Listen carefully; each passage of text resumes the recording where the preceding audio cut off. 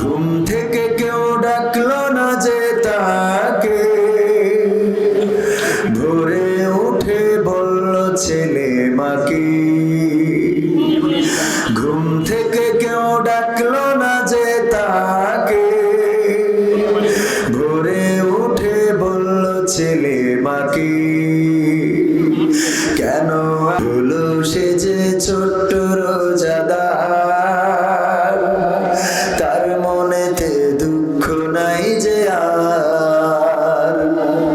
সকাল গিয়ে দুপুর যখন হলো, ক্ষুধায় তৃষ্ণায় কাহিল হয়ে গেল। বলল বাবা রোজা ভেঙে ফেলো, আগের মতো আজ হাসো খেলো।